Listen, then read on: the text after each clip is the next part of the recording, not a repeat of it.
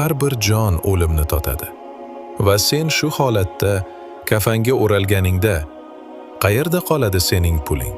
Qayerda sening martabang? Qayerda oilang? Qayerda ish joying? Mashinang, uying? Qayerda o'zing zo'rlagan odamlar? Qayerda odamlarga bergan qarzlaring?